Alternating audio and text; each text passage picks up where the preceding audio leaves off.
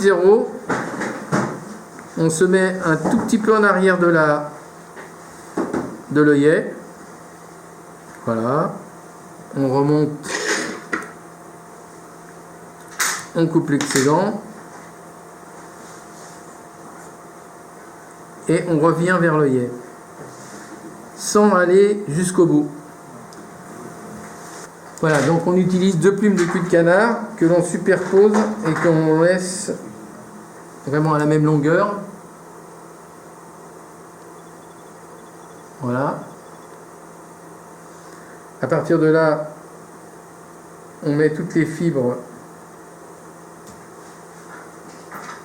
en avant.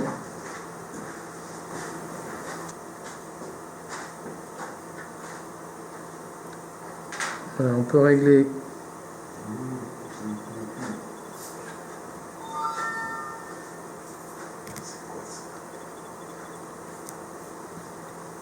on coupe en biseau de façon à ce que quand on couvre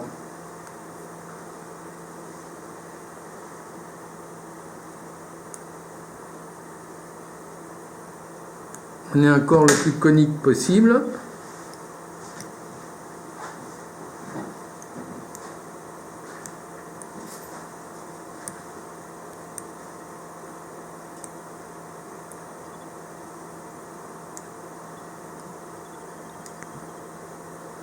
À partir de là, on va habiller le corps de l'hameçon avec un quil de pan, en l'occurrence jaune. Donc il existe un filet noir sur le côté. Il y a une partie qui est brillante et une partie qui est mate. Il faut que la partie brillante soit sur le dessus. Voilà.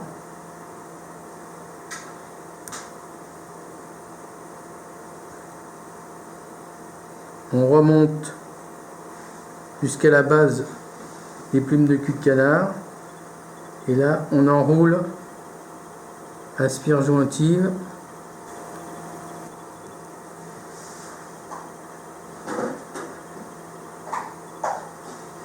Voilà. À partir de là, on bloque le quil de pan.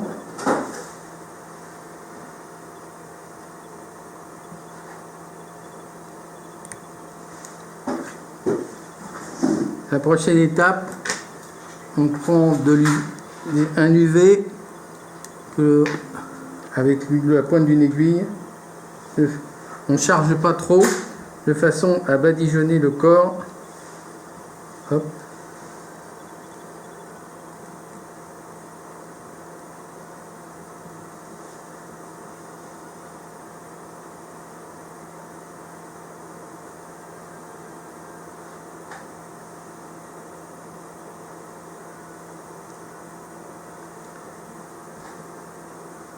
Voilà, à partir de ce moment-là, un petit coup d'UV. Si on ne charge pas trop, les annelures, elles sont un peu plus saillantes. Ça fait plus naturel, mais la mouche risque d'être un peu plus fragile. Donc le fil, quand on laisse sa bobine tendue, le fil il se dévrille tout seul. Et donc on n'a plus qu'à, pour le fendre, à le placer sur le doigt comme ça. Même si le 18,0 ça reste un fil fin, on arrive relativement facilement à le fendre en deux et à déposer une petite touche de dubbing.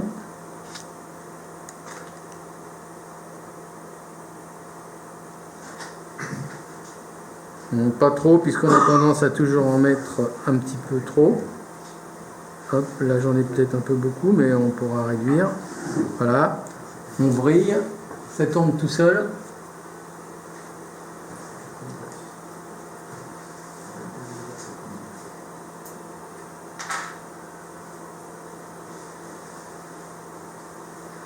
On remonte le long du fil pour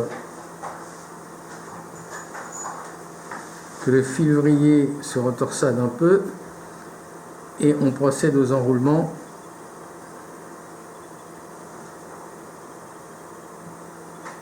on soulève parce qu'on a laissé un peu de place devant et on procède au nœud final.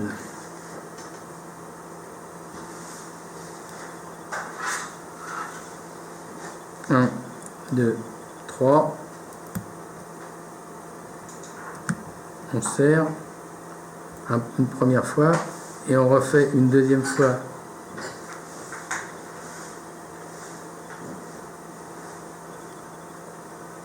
Un, 2, 3. Voilà, de façon à ce qu'on sécurise le nœud qui, s'il s'ouvre au premier tour, il sera bon au deuxième. Et là, on brosse un peu notre mouche. Et si elle est un peu trop chargée, on élimine le surplus. On veut raccourcir un petit peu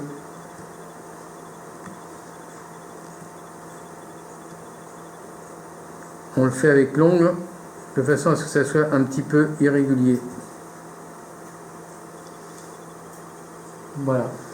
Là, la mouche, elle est un peu plus chargée que ce qu'on pourrait faire et ça permet une flottaison un peu plus importante. Complète alors.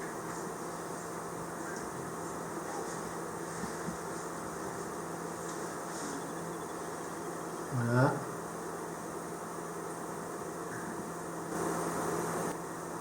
Alors c'est un dubbing UV, c'est-à-dire qu'il y a des petites fibres dedans qui... Voilà. Et donc normalement on peut mettre une goutte de cyanolite pour sécuriser le nœud. Et on a une mouche qui s'appelle la Lips.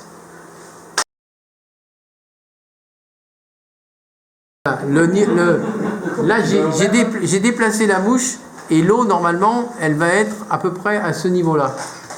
Donc ça veut dire que le corps sera immergé et il sera d'autant plus immergé que les matériaux utilisés seront lisses et voire un petit peu plus lourds du fait qu'il n'y a rien pour le retenir. Si on met par exemple de l'oreille de lièvre ou du condor ou n'importe quoi, il y aura plein de petites fibres qui vont freiner l'immersion du corps. Et ça marchera aussi, mais c'est autre chose. Ça représente un chironome qui émerge. C'est une émergente. Ou une éphémère qui émerge. Voilà, ou une éphémère, voilà.